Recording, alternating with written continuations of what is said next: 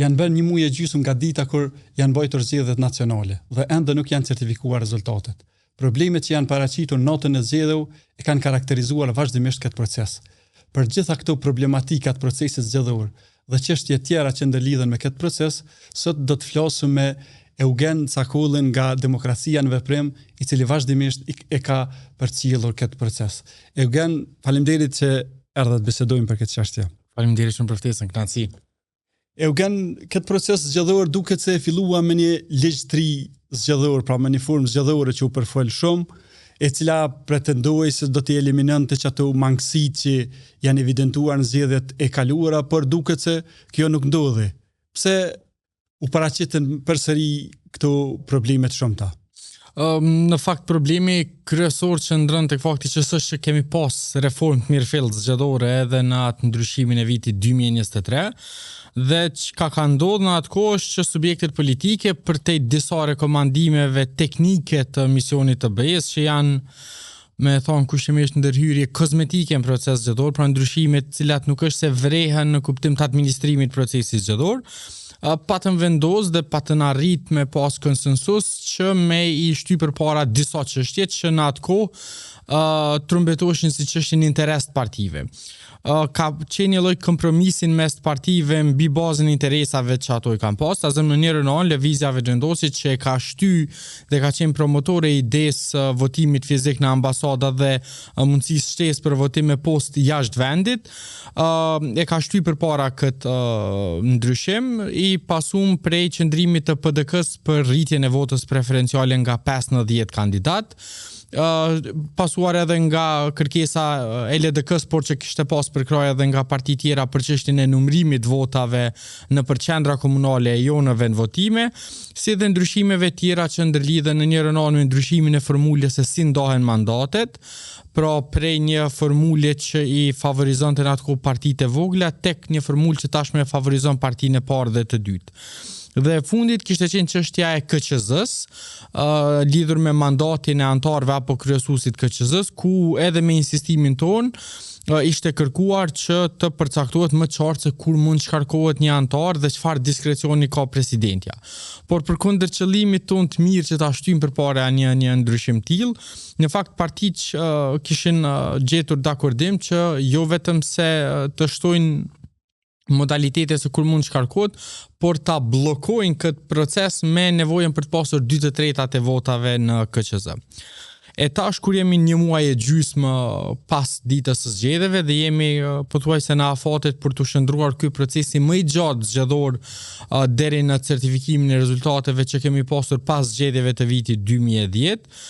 në një analizë krejt sipërfaqësore, pra pa u lëshuar shumë edhe në pjesën e numrave me qenë se rezultatet nuk janë certifikuar, shohim se të 4 këto ndryshime të përkrahura dhe për cilat ka pasur konsensus në mes partive politike, janë 4 pikat më problematike të procesit zgjedhor, pa llogaritur normalisht këtu Komisionin Qendror të Zgjedhjeve që edhe pse këto ishin zgjedhjet e para që i organizua me afat të plot kohor, pra gati 6 muaj periudhë, njëkohësisht ishin zgjedhje që u karakterizuan nga zvarritje e dështime të KQZ-s për të administruar disa prej këtyre proceseve, që shkaktuan edhe vonesa të tilla që kanë qenë jo vetëm të evitueshme, por janë krejtësisht të papranueshme, për cilat duhet dhënë llogari dikush në KQZ dhe në institucione tjera. Para se të lëshohim me këto elemente të cilat i përmendëm veç, dua të theksoj se me sa e kom përcjellon këtë proces, këto ndryshime nuk janë përkrahur nga shoqëria civile që vazhdimisht është deklaruar dhe ka përcjell proceset zgjedhore. Ne në atë kohë në vitin 2023 në radhë parë kemi qenë kritik se pse po shtyhen përpara vetëm këto 4 çështje pa pasur analizë mirëfillt mbi to. Në njërin anë sa i përket votimit jashtë vendit, edhe pse në parim kemi qenë që diasporës tu ofrohen mundësi alternative, por për ne ka qenë problematike përcaktimi i votimit fizik pa pasur një analizë se sa ambasada mund të hapen, sa mund të jetë numri votuesve të ngjashme, e që në këtë rast e pam që pikërisht për shkak të mungesës kësaj analize patëm atë situatën e tensionuar në mes të KQZ-s dhe të Ministrisë Punëve të Jashtme. Sa i përket votimit preferencial, ne në fakt në atë kohë kemi argumentuar që është krejtësisht i panevojshëm dhe që një model të tillë ne kemi pasur në vitin 2007. Pra në zgjedhjet e vitit 2007 kur për herë të parë ishin hapur listat zgjedhore, mundësia e votimit në 10 kandidat brenda një partie politike nuk është që kishte prodhuar ndonjë kualitet më të madh, ndonse partitë gjatë vitit 2023 argumentonin që rritja e numrit preferencial të votës nga 5 në 10 kandidat do të mundsoj garë më të mirëfillt zgjedhore. Ne argumentonim që në fakt kjo përbën vetëm një lloj inflacioni të votës e jo që realisht ka ndonjë efekt përmbajtësor. E njëjta ka qenë edhe me çështje tjera dhe qëndrimi jonë në atë kohë dhe që vjen tjetër sot është që nuk mund ta quajmë këtë reformë zgjedhore e për të pasur reformë mirëfillt zgjedhore duhet mos anashkalohen shumë çështje me rëndësi. Pra Kosova ka nevojë që diskutoj për çështjen e zonave zgjedhore, për çështjen e mënyrës së zgjedhjes presidentit, vetë listave zgjedhore e shumë aspekteve tjera të cilat e përcaktojnë sistemin zgjedhor. Unë besoj që sado që mund kontribuojnë në proces zgjedhor, nuk është se ka dhe aq shumë rëndësi përcaktuese çështja se a ka votim me kush në një qendër apo në të gjitha qendrat në nivel komunal. Pra janë aspektet e përfaqësimit ato cilat duhet diskutohen e për cilat ka analiza cilat po qëndrojnë në sirtar të kuvendit. Pra që nga viti 2010 e tutje, pothuajse pas secilit proces zgjedhor ka pasur grupe tilla punuese, por që puna e cilave nuk është materializuar deri në fund dhe për rezultat njëjtat ka mbetur vetëm në për sirtar të kuvendit e që nuk po merren parasysh as nga partitë, por as nga iniciativa tilla qoftë edhe nga misionet ndërkombëtare për vëzhgimin e zgjedhjeve. Të ndalim te kjo çështja e siç e përmendet edhe çështja që i përplasën një farfore Ministrinë e Punëve të Jashtme dhe KQZ-n që kishte të bënte me votimin jashtë vendit. Pra kishim një memorandum përmes cilit Ministria e Punëve të Jashtme i kërkonte një farfore me kompetencat KQZ-s jashtë vendit. Si e keni parë këtë tendencë ta quajmë të ekzekutivit si shoqëri civile? Ajo që ka karakterizu procesin e votimit jashtë vendit, përfshirë këtu edhe periudhën e regjistrimit, ka qenë një përpjekje për ta politizu këtë proces, deri në pikën ku njëra palë, në këtë rast MPJ-ja, e akuzon të KQZ-n për le të themi mos performancë adekuate e që ja pamundësonte votën qytetarëve, gjë që nuk qëndronte. Problemi i parë në atë periudhë ka qenë fakti që MPJD-ja është vonu me ofrimin e detajeve sa i përket qendrave të votimit. Dhe në atë kohë kujtoj që ka pas diskutime sa i përket qendrave të votimit dhe dakordim për listën e qendrave të votimit. E pastaj pak ditë, 2 ditë nëse nuk gaboj para se të përmbyllej afati për certifikimin e listës së qendrave të votimit, MPJ-ja vjen me një listë krejt tjetër dhe nga afërsisht 47.000 sa ishte numri maksimal i votuesve që lejohej, pra 1.000 për vend votim për shkak të infrastrukturës fizike, jo që donin të ndalonin, MPJ-ja dërgon një listë tjetër me diku 400-500.000 votues gjoja se me të drejtë vote, pa pasur asnjë analizë se sa prej tyre aplikojnë realisht. Dhe këtu ndërhyrje kanë qenë një përpjekje e qartë e ekzekutivit për ndërhyrje në procesin zgjedhor dhe çështja e memorandumit ka qenë mbase më e vogla në mesin e tyre. Pra, në njërin anë kërkohej që MPJ-ja të bëj hissedare në kuptimin e përgjegjësisë për administrimin e procesit, derisa roli i MPJ-s sipas ligjit ka qenë vetëm ofrimi i këtyre listave e pastaj ka qenë KQZ-ja ajo që duhet marrë vendime për to. Në anën tjetër edhe kur filloi procedura e regjistrimit, ka pasur ndërhyrje nga ekzekutivi përkatësisht nga Ministria e Punëve të Jashtme me përpjekjet për të shtuar numrin e qendrave të votimit, shumë prej tyre pa pasur analizë. E madje është interesant fakti që MPJ-ja në atë kohë kishte kërkuar që në shtetin e Iowas në SBA të shtohet një vendvotim i ri, ndonse edhe në atë vendvotimin ku ishte vetë i hapur, patën aplikuar diku 8 ose 9 individ. E që edhe më interesant është fakti që pikërisht kjo qendër ishte mbyllur në fund me vendim të KQZ-s për shkak numrit shumë të vogël të votuesve të interesuar. Pra, MPJ-ja kërkonte që të ketë 10 persona i bie 2 fish më shumë të angazhuar, ketë infrastrukturë logjistike për të administruar procesin, pa pasur analizë paraprakisht sa veta jetojnë në Iowa. Sa prej tyre mund të aplikojnë për staf të angazhuar se sa persona që do të votojnë atë. E njëjtë ka qenë situata ta zëm edhe në Washington ku kërkohej të hapej një qendër tjetër për të mundësuar të drejtën e votës qytetarëve tjerë në SBA, por e cila ishte në distancë më pak se gjysmëore ecje, e as vetë qendra pra ambasada e Kosovës në Washington nuk është se kishte arritur as 30% të numrit apo kapacitetit të votuesve që mund votonin efektivisht. Andaj unë besoj që fakti që shumë prej këtyre propozimeve kanë qenë edhe të paargumentuara e në anën tjetër edhe të pambështetura në dispozita ligjore, ka treguar që qëllimi më PS nuk ka qenë asnjëherë që të administrohet më lehtë procesi, të paktën sa i përket kësaj çështjes së shtimit të numrit të qendrave të votimit apo të vendvotimeve, por vetëm krijimi i një diskursi gjëja se KQZ-ja apo partitë tjera politike po tentojnë që t'ua pamundsojnë diasporës dhe bashkëdhetarëve tanë jashtë vendit që të ushtrojnë të drejtën e tyre të votës. E për ta ilustruar se sa ka pas ndikim MPE-ja, pastaj kemi pasur edhe periudhën e mbledhjes votave të cilat kanë qenë për konsulata e në ambasada dhe kemi pasur rastin me ambasadorin në Kroaci Martin Berisha, i cili ende nuk ka një verdikt zyrtar as nga vetë KQZ-ja se ai janë tërhequr ato kundërligjshëm apo jo. Fillimisht ka qenë interesante sepse KQZ-ja nuk i ka përfshirë ato vota në rezultate e pastaj nuk ka ofruar shpjegime se çfarë është bërë me to. Pra, në njërin anë nëse nuk janë përfshirë, cila ka qenë baza, a ka dyshime për manipulime, e nëse nuk janë përfshirë, por nuk ka baza, atër kjo është prap veprim i kundërligjshëm, sepse në mungesë një vendimi që i kategorizon ato si të pavlefshme, KQZ-ja nuk ka mundur ta eskivoj le të themi si situatë. Tutje kemi pasur edhe probleme të tjera sa i përket lokacionit se ku janë mbajtur disa prej këtyre materialeve zgjedhore, fakti që mbledhja e këtyre le të themi dërgesave postare është bërë nga shofert ministrisë MPD-s. KQZ-ja në këtë drejtim është një prej hallkave të para ku kishte filluar dështimin, ka qenë paramendoni në proces të rregull zgjedhor e kishte lënë procedurën e prokurimit 2 apo 3 ditë para përmbylljes së afatit ligjore, që pastaj për shkak të procedurave të prokurimit që parashojnë të drejtën e ankesës, KQZ-ja nuk ishte mundur të angazhojë operator ekonomik dhe që e tërë kjo çështje, e tërë kjo operacion jashtëzakonisht sensitiv, ishte lënë në dorë disa shoferëve të caktuar nga MPJD-ja, e cilët KQZ-ja ndonë se kishte certifikuar si till, pra si bartës të këtyre votave, nuk është se kishte ofruar edhe atë shumë transparencë sa i përket mënyrës se si kanë ardha ka pasur probleme apo jo. Pra, përveç këtij problemi që u paraqit pak më vonë, ku partitë politike akuzonin njëra tjetrën për manipulim të votave, një pjesë përgjegjësisë domethënë për këtë votim jashtë vendit, e ka edhe KQZ-ja që nuk ka tregu aftësi domethënë ta menaxhej ose ta administrojë si duhet këtë proces. Absolutisht, unë besoj që në fakt para se të vim tek partitë, për shkak se në fund ditës ato janë përfaqësuara në KQZ. KQZ-ja si trup përbëhet 10 prej 11 anëtarëve janë anëtarë të partive politike.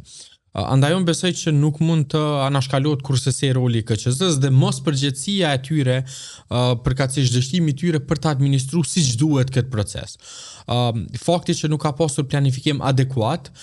e bën KQZ-n hisedore të fajit bashkë sa aq edhe partitë politike në anën tjetër, për shkak se me një çështje të tillë e cila u ka mundsuar një diskurs le të themi akuzues partive njëra me tjetrën se cila ka manipuluar më shumë vota, i ka kontribuar edhe një lloj mosbesimi të qytetarëve në raport me procesin zgjedhor, për shkak se zakonisht votimi jashtë vendit është prej proceseve më të atakuara, për shkak se si i tillë është i dizajnuar që të mos ketë filtra të shumë të sigurisë. Dhe edhe vetë Komisioni i Venecias dhe instanca tjera ndërkombëtare kërkojnë kujdes të jashtëzakonshëm sepse në njërin anë këto vota mund të jenë përcaktuese qoftë në rezultat apo në numër të mandateve, e në anën tjetër mund të jenë përcaktuese edhe sa i përket çështjes se a kanë qenë zgjedhje të zhvilluara në frymë standardeve ndërkombëtare apo jo. Në bazë kësaj, domethënë jemi tani, siç e tham, një muaj e gjysmë, domethënë nga dita e zgjedhjeve, pse këto zgjedhjet diasporin mojtur një ditë më herët. A mund të themi se Kosova është e aftë të organizojë zgjedhje jashtë vendit dhe këto zgjedhje a kanë qenë sipas standardeve të kërkuara? Në bazë të standardeve dhe parametrave vlerësues të aktorëve ndërkombëtar, këto zgjedhje i përmbushin kushtet për qenë zgjedhje të lira dhe të drejta, por mangësitë procedurale që kanë shqu këtë proces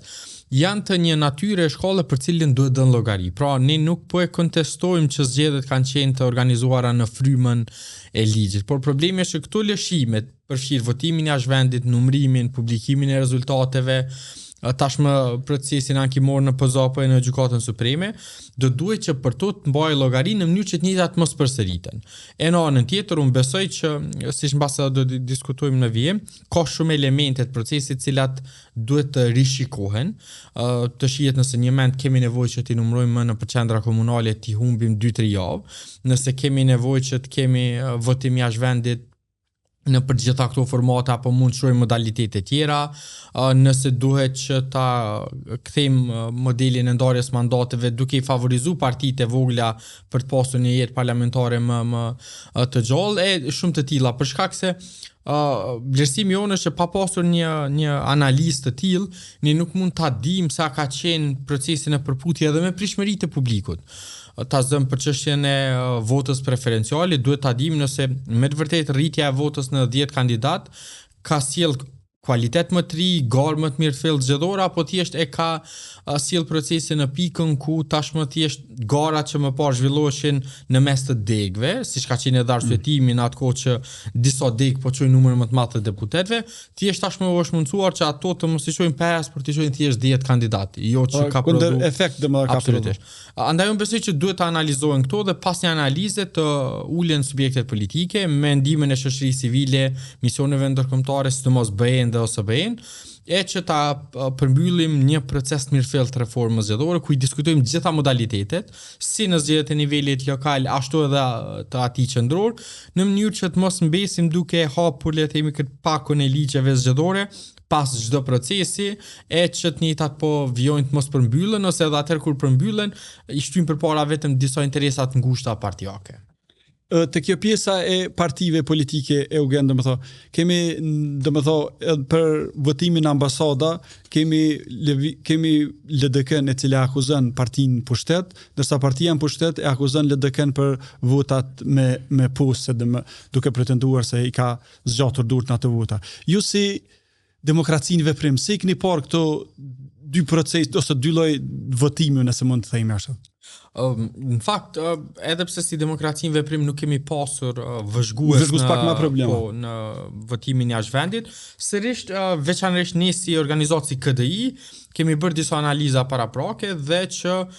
ka disa paradokse edhe në kuptim të rezultateve. Pra në njërin anë, të dyja palët janë duke u barrikaduar në qëndrimet e tyre sa i përket votimit jashtë vendit, me lëvizjen vetëvendosje që akuzon LDK-n që ka dy fishin e votave në kuadër të votimit me post krahasuar me votimin në Kosovë dhe votimin në ambasada, po që në anën tjetër është krejtësisht lehtësim edhe argumenti anës tjetër që edhe lëvizja vetëvendosje ka dy fish më shumë vota në ambasada, sesa që ka në votat në Kosovë dhe në votat tjera me post. Prandaj edhe pse të dyja kanë arsyetime krejtësisht logjike, pra në njërin anë unë nuk besoj që ka pasur hapësirë për manipulime në shkallë industriale as në votimin në ambasad e as më pak në ato me post, për shkak se kjo mund të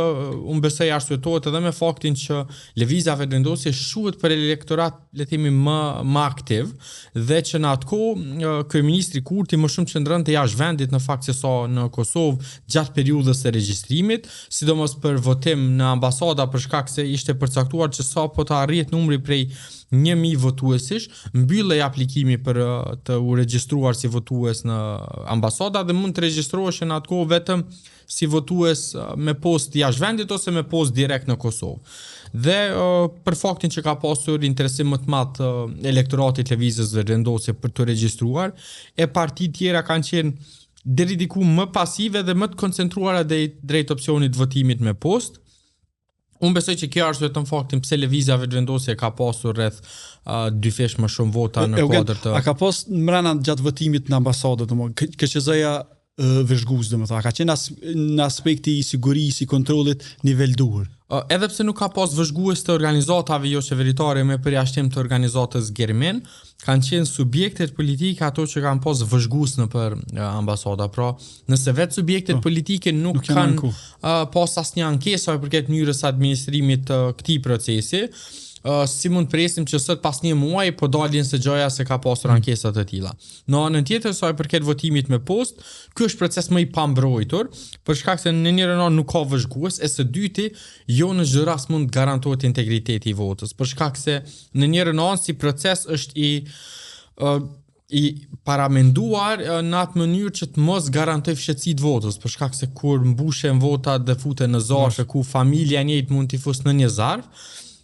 kjo automatikisht le të hapur mundësinë që anëtarët të paktën të familjes së njëjtë që të ndikojnë apo të paktën të cënojnë aspektin e privatësisë së votimit. Por në anën tjetër,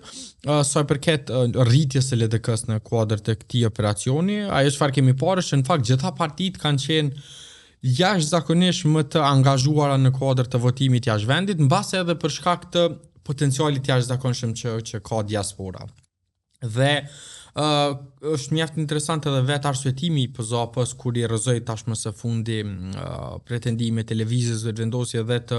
PDAK-s pra partisë Ashkalimve sa i përket votimit jashtë vendit, duke konstatuar që si është e mundur që edhe gjatë regjistrimit, por edhe gjatë votimit nuk keni pasur asnjë ankesë, e tashmë ka pasur një individ, madje aty është me emër e me mbiemër, i cili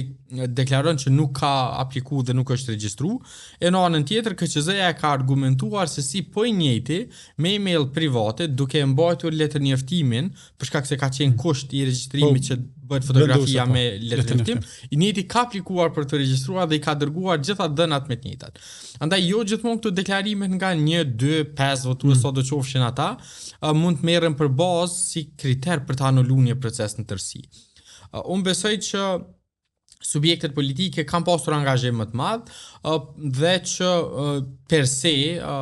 ekzistimi i një trendi të ndryshëm nga ai në Kosovë, sidomos për kandidatë caktuar, nuk mund të jetë më bazë. Po ka pasur kandidatë caktuar të cilët kanë pasur numër disproporcionalisht më të madh të votave në kuadër të votimit jashtë vendit, por që është lehtësisht arsyetueshme qoftë me faktin që të njëjtit vijnë nga diaspora, kanë një background nga diaspora apo janë familjar të individëve që kanë pasur të shtrirë aktivitetin e tyre në atë pjesë. Por për te këtyre, edhe nëse do të konstatoheshin normalisht manipulime që është ende hapur si mundësi derisa Supremja të vendosë mbi ankesën, është jetë me rëndësi të theksohet kjo çështja e numrave ku një kandidat ka më shumë vota se tjetri apo kandidati i 10 ka më shumë vota se i pari. Në lista të hapura me sistem proporcional me 10 vota preferenciale, jo me dojë mos një kandidat duhet t'i marrë në këtë rast barci i listës, duhet të ketë më shumë vota se të tjerët. Apo në anën tjetër edhe po t'i marrë barci i listës 95-100% të votave, kjo nuk është arsyetimi mjaftueshëm për të pasur ankesa. Pra është normale që një kandidat fare në fund listës mund të marrë vota më shumë se ne kemi pasur raste kur kandidati numër 110, edhe pse në atë kohë ka qenë kryetar partie, por brenda listës ka qenë numër 110 dhe ka marrë më shumë vota se kandidati i parë. Apo kandidati i 5 ka marrë vota më shumë se i dyti, po të ndiqej një logjikë e tillë. Pra nuk ka asnjë kuptim që të kontestohet procesi vetëm mbi baza të trendeve statistikore. Për sa kohë që nuk ka prova që dikush ka manipulu me procesin zgjedhor, prova duhet të jenë bindse, këtë thotë edhe ligji. Unë besoj që gjitha këto akuza tjera janë në kuadër të garës politike në mes partive dhe krijimit të një diskursi që mbase ne kemi manipuluar por e ka bërë edhe pala tjetër, ose ne jemi të vetmi që kemi fituar votat me merite, të tjerët nuk e kanë bërë këtë, por që asnjë rast tjetra nuk qëndrojnë praktikisht. Po se eliminohen këto ankesa, këto mangësi për zgjedhjet e ardhshme Eugen, apo është drejt që nëse për ne pretendojmë se nuk mund ta menaxhojmë, ta administrojmë ashtu siç duhet, të anulohet votimi jashtë vendit? Në fakt nuk ka ndonjë mundësi për ta vendosur më në kontroll këtë proces zgjedhor. Në fakt mjafton që partitë politike cilën më me ndershmëri e më me korrektësi në kuadër të këtij procesi, për shkak se mos po kërkojmë pak si tepër me kërkuar partive politike. ose duhet ta kërkojmë këtë, se duhet ta kërkojmë anulimin apo heqjen e mundësisë së votimit jashtë vendit, për shkak se nuk ka opsion ndërmjet. Me këto probleme të cilat po ballafaqohemi ne, ballafaqohen të gjitha vendet të cilat organizojnë forma të tilla të votimit, e që vlen përmendet që shumica në fakt e vendeve nuk e ofrojnë mundësinë e votimit alternativ jashtë vendit. Pra po atyre shtetërorëve u njihet e drejta që të vinë të votojnë në vendin në fjalë, por që jo me do e mos ofrohet mundësia votimit, sidomos në ambasada që është tepër pak e shprehur. E ajo çfarë është interesante është që ekziston një lloj trendi paradoksal që shtete të cilat nuk e kanë votimin jashtë vendit insistojnë jashtëzakonisht shumë që të eksplorojnë sa më shumë mundësi të tilla, por shtetet të cilat e kanë tendencë të largimit për kësaj. Për shembull, vetëm në rajon, Shqipëria nuk e ka pasur deri më tash këtë mundësi, tashmë e ka.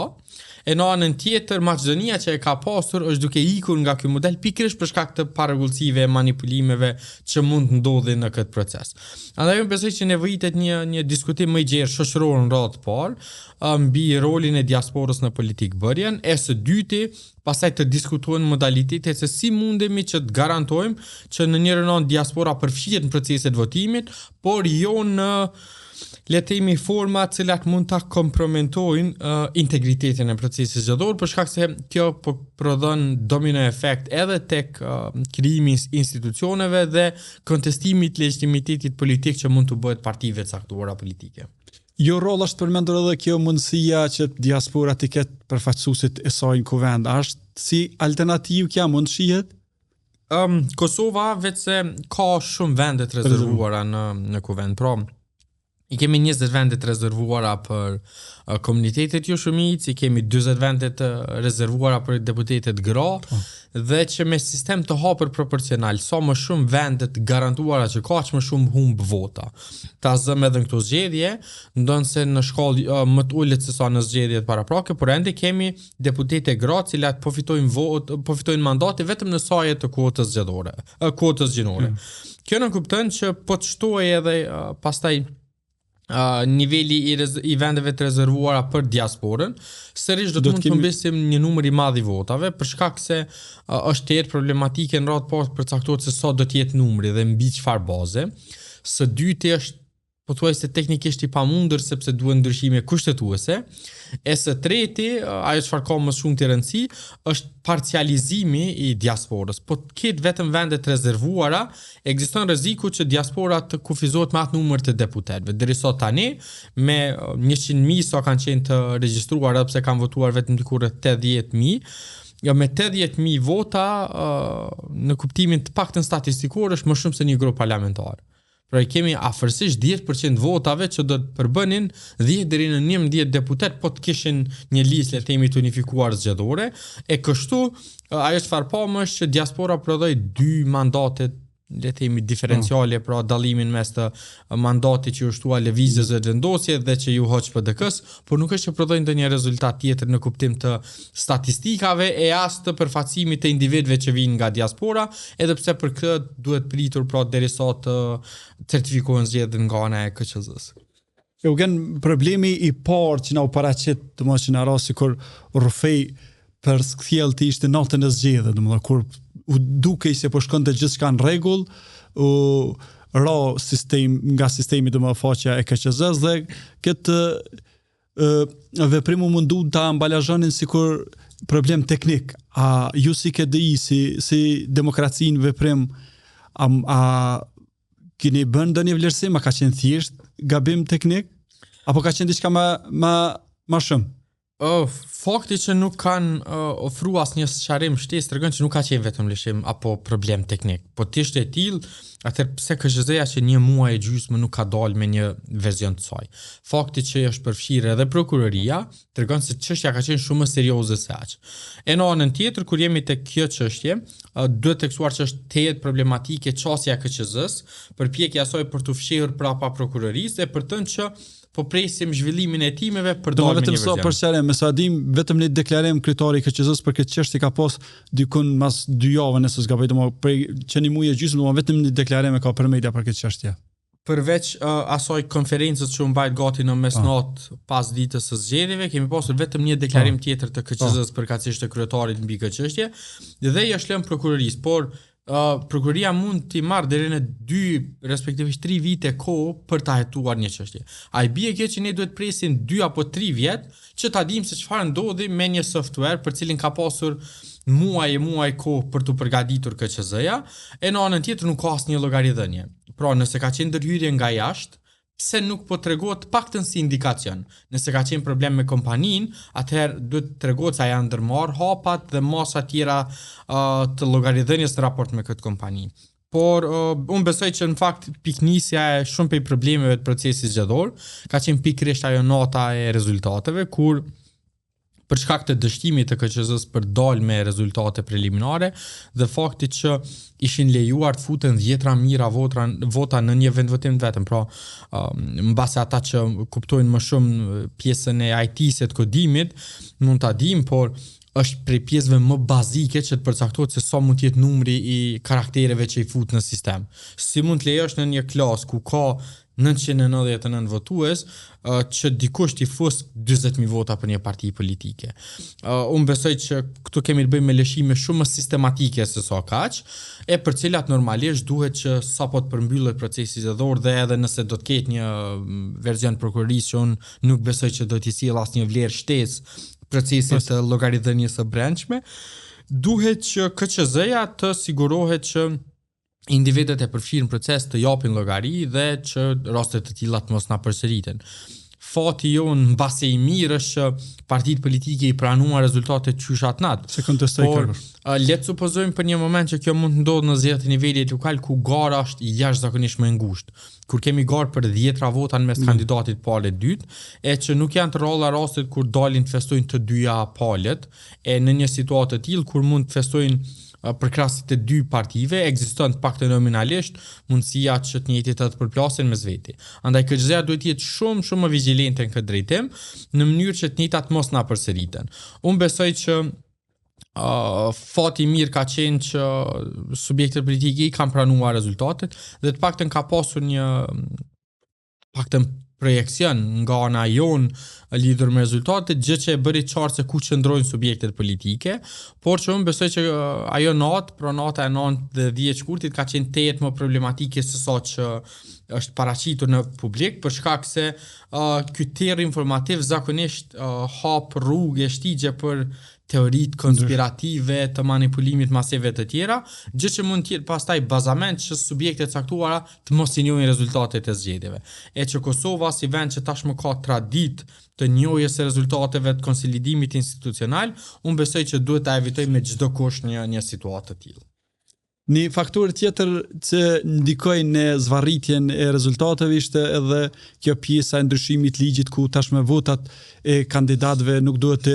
të numëroheshin në vend votim, po në këto qendrat komunale. Sa e vështirësoi ose sa e sfidoi në fakt procesin zgjedhor ky ndryshim?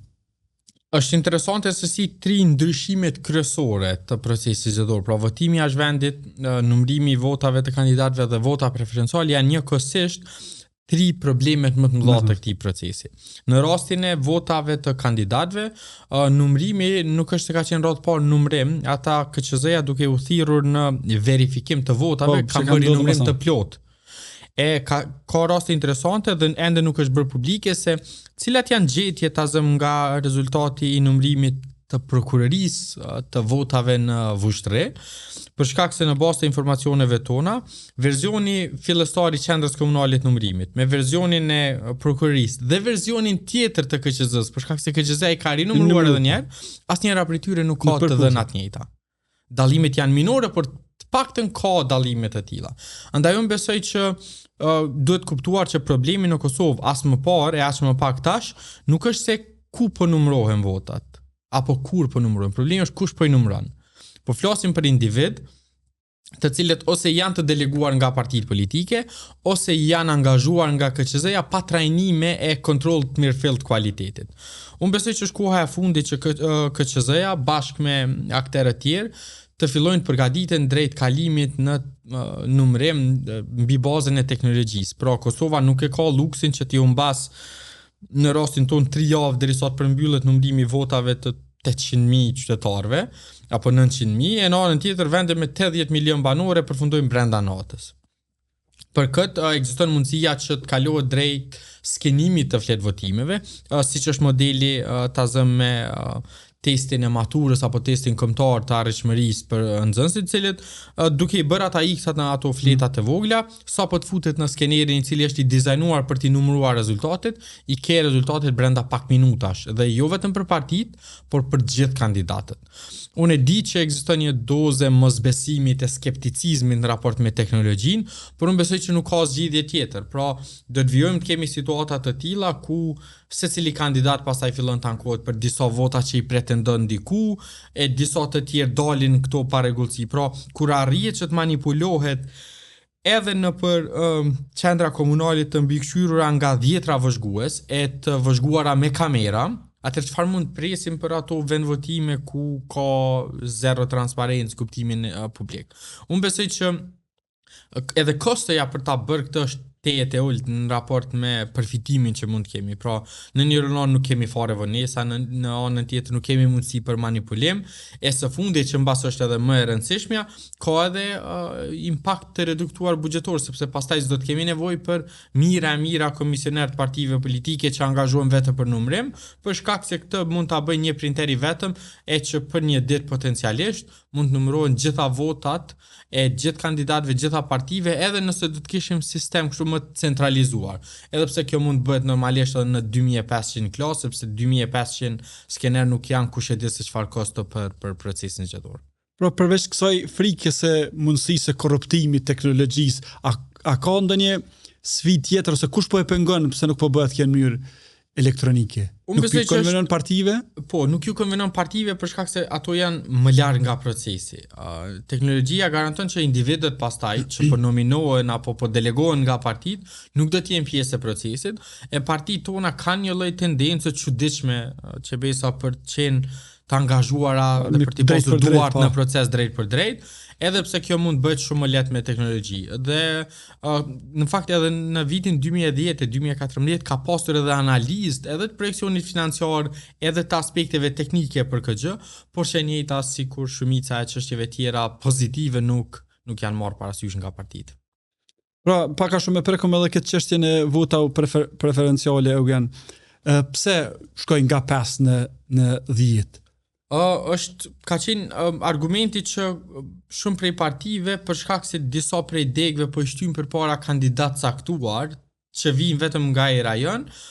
po ndikon edhe në kualitetin e përbërjes së grupeve parlamentare për shkak se individ nga niveli qendror, le të themi që njihen në nivel më të përgjithshëm, po mbesin jashtë. Por nga e çfarë kemi parë është që në disa prej partive që kanë qenë edhe promotorët kryesore të një ndryshimi të tillë, janë prekur më shumë. Janë ato që janë prekur më shumë, në këtë rast sidomos PDK-ja, ka pasur numër shumë të madh të deputetëve që vinë nga zonat ku PDK ka dalë partia e parë, sidomos në zonën e Drenicës, përkatësisht në Skenderaj dhe në Drenas. Po në anën tjetër është interesant fakti se si po këta kandidat kanë marrë vota edhe në nivel qendror. Pra disa prej kandidatëve më të votuar në nivel komunal, le të themi, kanë qenë njëjtë që kanë fituar vota edhe në nivel qendror. Dhe jo ka mundsuar një numër shumë jashtëzakonisht të madh të votave, e që unë besoj e bën krejtësisht jo valid e të paqëndrueshëm argumentin e përdorur nga partitë sepse duhet rritur vota. Nuk është se është rritur gara, nuk është se kemi pasur garë më kualitative në mes kandidatëve, sepse në fund ditës në atë se çfarë është parë në publik, gara është zhvilluar mes krerëve të partive, jo mes kandidatëve të një zone. Dallimi ka qenë që disa kandidatë caktuar mund të kenë pasur punë me zona më të ngushta elektorale, ta zëm kandidatët që vinë nga Prizren e kanë shtrirë fushatën e tyre më shumë në Prizren, por në anën tjetër si betejë politike në kuptim numrit mandateve zhvilluar mes partive, e që kandidatët e nivelit qendror që kanë përkrojën e leadershipit partisë janë normalisht ata më të favorizuarit edhe për shkak të hapësirës mediale, edhe për shkak të prezencës në aktivitete e gjitha të tjerat. Eugen, një fenomen që e kemi vrejt shumë këto zgjedhje ka qenë prezenca ose ndoshta ma herët nuk na ka rënë shumë sy prezenca e zyrtarëve të partive politike, anëtarëve të KQZ-s në qendrën e numërimit dhe të rezultateve. Domethënë pothuajse çdo ditë kemi pasur përveç prezencës kemi pasur edhe përzierje, domethënë të ndikimit të tyre në punën e numëruesve, veshguesve. Si e keni parë këtë fenomen? Në radhë parë, ajo çfarë dua të potencoj është që po të kishin qenë anëtarët e KQZ-s më të angazhuar me punë para përgatitore për ta garantuar procesin, nuk do të kishte nevojë që të qëndrojnë në baza ditore në QNR apo në këto qendra tjera komunale. Në anën tjetër, edhe pse anëtarët e partive, të cilët janë pjesë e KQZ-s, kanë disa përparësi sa i përket çasjes në proces, unë besoj që prania e tyre në një periudhë kur gara zgjedhore ishte tejet delikate, unë besoj që i ka kontribuar për të keq procesit zgjedhor, sepse kemi pasur tensione, incidente, zhvillime cilat pastaj në vend ta zëm se të merremi me si po numërohen votat, ne duhet të merremi se si po sillet një antar apo kush nga një parti tjetër po shkon që ta stabilizoj situatën. E që janë, unë besoj, pamje primitive dhe janë zhvillime që nuk i takojnë Kosovës, dhe që në anën tjetër antarët e KQZ-s kanë pasur qasje jashtëzakonisht jo profesionale, sidomos dy prej tyre nga radhë televizës dhe vendosje, për cilët tashmë kemi parë që kanë një luftë të hapur edhe ndaj mediave, por edhe ndaj organizatave shoqërisë civile. Pra, nuk kanë qenë trolla rastet, e që krahasuar me proceset zgjedhore si asnjëherë më parë, nuk kemi pasur anëtar të KQZ-s cilët dalin e në mbledhjet caktuara fillojnë t'i atakojnë eksponent shoqërisë civile, duke i quajtur paterica të kësaj partie apo të asaj partie, pa marrë me procesin zgjedhor për cilin ata në funditës e kanë barrën kryesore. Shoqëria civile ka rol monitorues dhe ofrues të këshillave në kuptimin se çfarë ne besojmë që është më e mirë për procesin. Por në fund ditës janë anëtarët e KQZ-s dhe vetë KQZ-ja që ka përgjegjësinë kryesore. Unë besoj që me këtë rregullimin se si bëhet shkarkimi i anëtarëve, partitë kanë garantuar që tashmë edhe po të kemi situata ku ndonjë prej anëtarëve cënon rënd integritetin e procesit zgjedhor, pa u mbledhur 2/3 e votave të anëtarëve të KQZ-s, presidentja i ka duart e lidhura që të iniciojë procedura qoftë për shkarkim apo zëvendësim të tyre, e që është jashtëzakonisht problematike, sepse kjo mundson ose le të themi partitë mund të bëhen në grupacione të caktuara që e mbrojnë njëri tjetrin, por në anën tjetër mund të kemi edhe raste të kundërta ku 2/3 e anëtarëve mund të bëhen bashkë, e që për inate të caktuara politike, siç i kemi pasur shpesh, të propozojnë shkarkimin e një antari, për cilin pastaj presidentja ka minimalisht diskrecion, pra thjesht është aty si një lloj notere e propozimit të sjellë nga ana e antarëve të KQZ-s, normalisht nëse të njëjtit arrin që ta argumentojnë si të tillë. Pra, po i bie që kjo siguri, ky ndryshimi ligjor që ka ndodhur, i ka shtyrë këta antarë të KQZ-s që t'i sulmojnë veshguesit, mediat, shoqërinë civile, pra t'jenë më të papërgjegjshëm në sjelljen e tyre. Unë besoj që në një rënon është ky faktor, pra ata kanë një lloj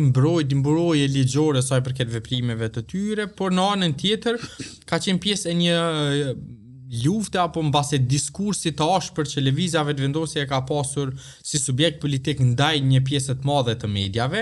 por edhe eksponentëve të saj të caktuar cilët kanë pasur qasje tejet antagoniste dhe akuzuese në raport me shoqërinë civile,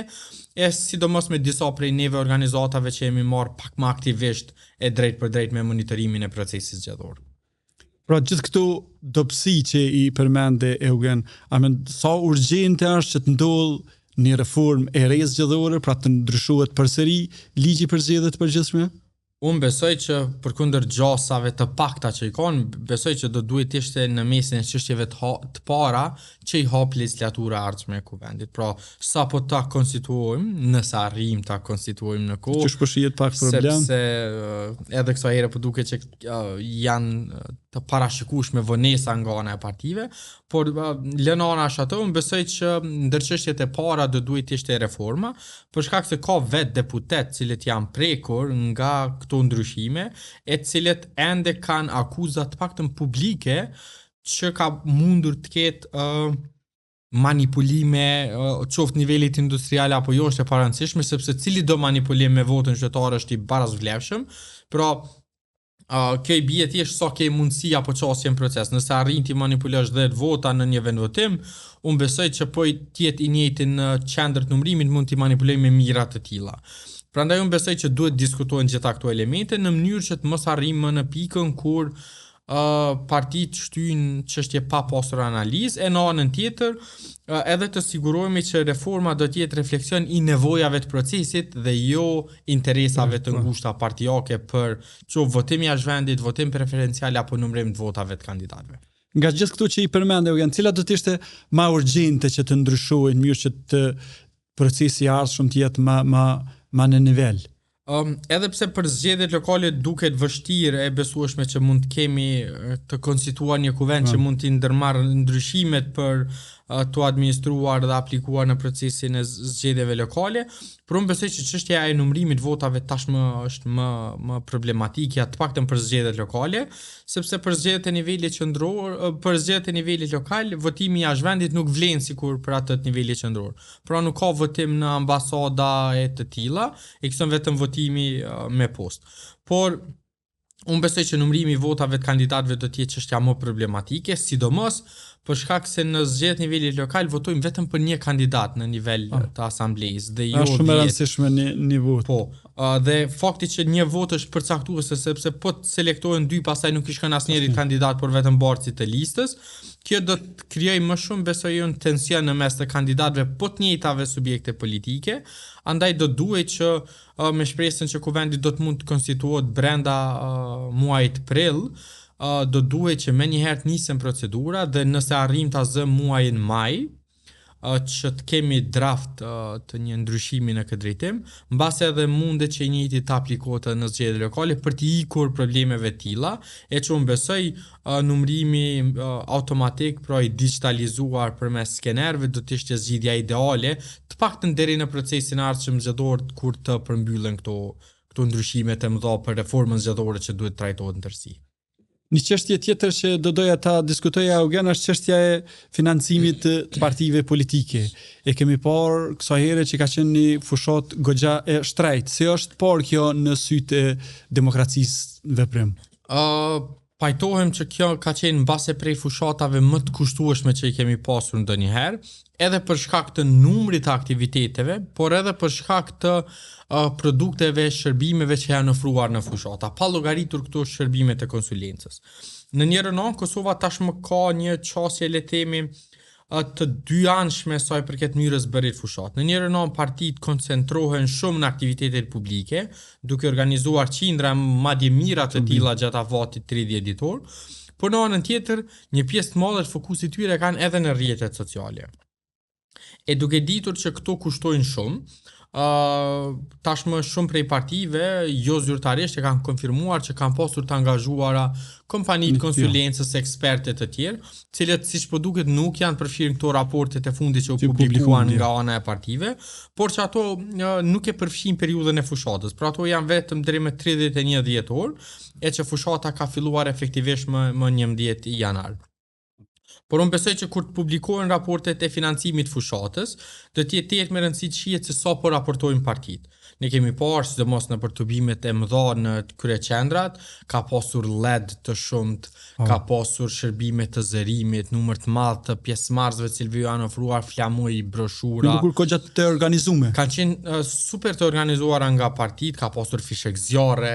performanca të tjera, të cilat gjitha kanë kosto jashtëzakonisht lartë. E që të njëjta duhet të raportohen. Problemi nuk është që po shpenzohen shumë, por që po raportohen pak. Po të raportoheshin si tilla dhe të jenë brenda limitit caktuar nga KQZ-ja, që në këto zgjedhje ka qenë 2 milion euro, unë besoj që do të ishte krejtësisht në rregull edhe në raport me publikun. E kur jemi tek fushatat online, në këto zgjedhje ne kemi pasur një monitorim më sistematik të kësaj forme të bërit fushat. Së dhe këto është dukur që kanë shpenzuar disa parti shumë. Në total, ne kemi evidentuar mbi 8.000 postime që janë sponsorizuar gjatë afatit 30 ditor të fushat. 8.000 postime. 8.000 postime. Përfshirë këto subjektet politike, por edhe kandidatet e tyre që janë në fakt pjesa më problematike këtu. Ligji në Kosovë nuk i obligon kandidatët që të raportojnë për shpenzimet e tyre, por u kërkon që shpenzimet i bëjnë përmes partisë. por në praktikë ajo çfarë po shohim është që kjo nuk qëndron, sepse shumica e kandidatëve të partive kanë zhvilluar fushat paralele me partinë. Ne kemi evidentuar vetëm në rrjetet sociale mbi 200.000 euro vlerë sponsorizime të subjekteve politike dhe kandidatëve tyre, e që subjektet politike e përbëjnë vetëm 20% të këtyre shpenzimeve. Domethënë 80% janë shpenzuara nga kandidatët, e që do të jetë me rëndësi të shohim nëse të njëjta do të raportohen edhe në këta formularët e deklarimit financiar të fushatës. Ajo çfarë bie në sy është që subjektet caktuara, sidomos LDK-ja, ka pasur një angazhim masiv në rrjetet sociale, duke shpenzuar 10 mira, madje i afrohet gati 100.000 euro vetëm në rrjetet sociale, pra LDK-ja bashkë me disa prej kandidatëve. Por që në anën tjetër, ajo çfarë shohim është që lëvizja vendosje ka numër shumë të madh të postimeve të sponsorizuara, por në vlerë më të ulët. Kjo ndërlidhet me faktin që lëvizja vendosje quhet për strukturë të brendshme e cila merret me këtë pjesën e rrjeteve sociale. Nuk janë shumë kandidatëve kështu individualisht. Ka qenë shumë e centralizuar dhe që shpërndarja e postimeve, tazëm është tetë interesante se si kandidati për kryeministri i lëvizjes vendosje, kryeministri aktual Albin Kurti,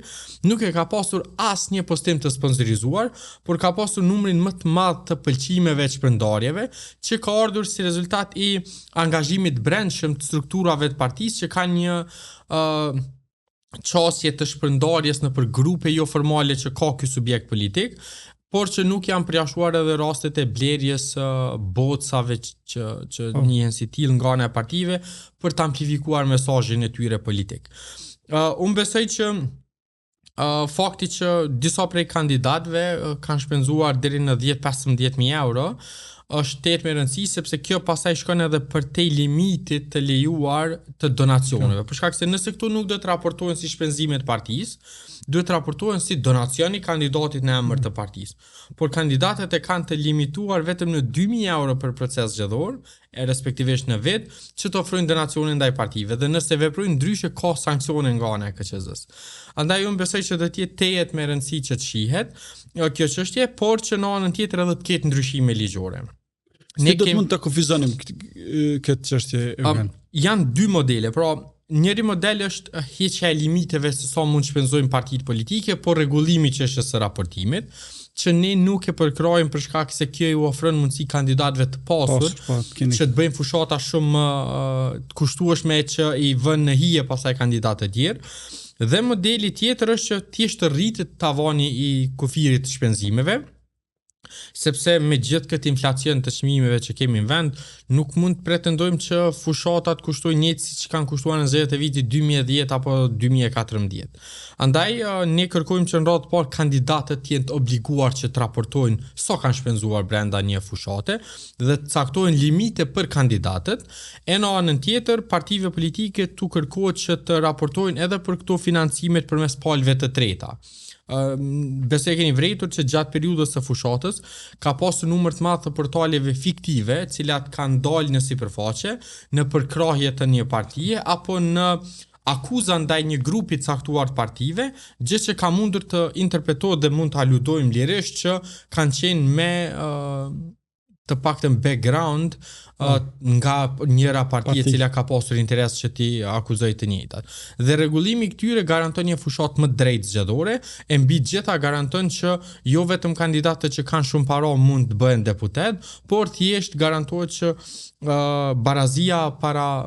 qytetarëve është e njëjtë për të gjithë dhe që edhe kandidatët që mund të mos kenë mundësit më mëdha financiare kanë të paktën potencial për të bërë një fushatë zgjedhore, e që në këtë drejtim është për të çuditur fakti se si ende subjektet politike nuk e kanë shfrytzuar një të drejtë ligjore që përcaktohet me ligjin për financimin e subjekteve politike, e që thotë se edhe gjatë fushatës duhet ndahen fonde publike që parti apo kandidat caktuar që nuk kanë mundësi të bëjnë vetë fushat të përkrahen financiarisht përmes fondeve publike, e kjo vlen sidomos një 10 80% i saj duhet ndahet për partitë jo parlamentare. Ne kemi parë që partitë e vogla janë shumë më disavantazhuara, nuk kanë përkrahje publike, donacione nuk marrin, kompanitë nuk kanë interes që t'i përkrahin sepse u del emri si donator të atyre, e që ose duhet t'u japin le të themi para nën tavolinë, ose thjesht të mos i përkrahin financiarisht duke i dëmtuar ato në potencialin e tyre për qenë pjesë e kuvendit të Kosovës. Po në bazë të asaj që keni parë, sa ka vullnet partive politike që t'i bëjnë këto ndryshime ligjore, sa i përket financimit? Në fakt nuk ka fare vullnet, edhe ndryshimi i fundit në vitin 2022 kishte ardhur pas pothuajse 10 viteve. Ka pas përpjekje shumë të mëdha. Përpjekje për ta ndryshuar legjislacionin sa i përket financimit, e që madje në vitin 2019, përkundër një drafti jashtëzakonisht mirë që ishte përgatitur në përputhje me Komisionin e Venecias, partitë ishin ulur dhe kishin gjetur dakordim për ta bërë ligjin tërësisht favor tyre. Ishin hequr gjobat, ishte hequr kontrolli financiare shumë tjera, por që për shkak të protestave të shoqërisë civile dhe presionin ndërkombëtar, i njëjti ishte ndaluar. Pra rreziku me hapjen e çështjes së financimit është që pastaj partitë i shtyn përpara interesat e ngushta të tyre, dhe që unë besoj që të paktën në një periudhë disa vjeçare nuk pres që të ketë lëvizje në këtë drejtim, të paktën jo pa pasur një presion më të madh ndërkombëtar dhe nevojën për të harmonizuar legjislacionin tonë me standardet ndërkombëtare, qofshin ato të Venecias, të Grekos apo të tjera. Si që kemi parë, nëse nuk gaboj dje, KQZ-ja i ka publikuar disa raporte pa audituara të partive politike, cilat nëse i shikon ato shifra dukshin parim si normale, po tash sa i kanë qenë reale, i kanë përfshirë gjitha shpenzimet, çka flasin këto raporte për ju Eugen?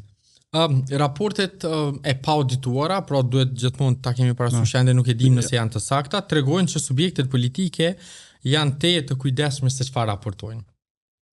Shumica e subjekteve politike kanë pasur aktivitete publike gjatë muajit, sidomos tetor, nëntor, dhjetor. Pothuajse fushat ka qenë. Absolutisht kanë pasur aq shumë aktivitete dhe është të jetë vështirë e besueshme që kosta e atyre ka qenë në 10.000 euro sa që është raportuar nga ana e tyre. Në anën tjetër, këto raporte tregojnë një fenomen shumë shqetësues që është mos raportimi edhe i donacioneve. Pra ka pasur individ caktuar që gjatë deklarimit të pasurisë, që bëhet në Agjencinë për Parandalimin e Korrupsionit, kanë deklaruar aty sepse është një rubrikë ku thuhet a ke dhënë donacione për parti. Disa individ kanë deklaruar që kanë dhënë donacione, por që njëtat nuk i kanë raportuar këto. Që i bie ose i kanë marrë cash dhe i kanë shpenzuar duke mbajtur regjistra të tjerë, ose thjesht ka pasur huqje e cila do duhet korrigjoheshin. Në anën tjetër, sa i përket kompanive, është një problem i madh ligjor sepse në Kosovë një kompani nuk mund të ofrojë donacione për një subjekt politik nëse njëta është në kontratë me nivelin qendror, që i bie nëse i ofron donacion një subjekti politik, ajo kompani nuk mund të marrë më tender publik. E cili është interesi i kompanive private që t'i japin donacione partive, duke ditur që penalizohen për tender, kur shumë prej kompanive në baza disa prej tyre private, por të tjera edhe publike kanë caktuar që në fakt qëllimi i donacioneve është jo shpeshherë që ketë zhvillim partive apo që t'jeti karakterit ideologjik. Është thjesht që kjo e njëjta të kompenzohet pastaj me tender, andaj unë besoj që edhe kjo çështje do duhet rregullohet me do e mos në kuadër të ndryshimeve të ardhshme kurdo që ndodhin ato. Eugen, faleminderit shumë për gjitha këto sqarime, e shpresojmë që nxjerrjet e ardhshme këto probleme cilat i përmendën të evidentohen. Faleminderit shumë, ishte kënaqësi, e shpresoj edhe unë që në podcastin të radhës mund diskutojmë se sa kanë ndikuar ndryshimet e reja që duhet bëhen e jo këto cilat nuk patën efekt praktik. Faleminderit shumë. Faleminderit shumë.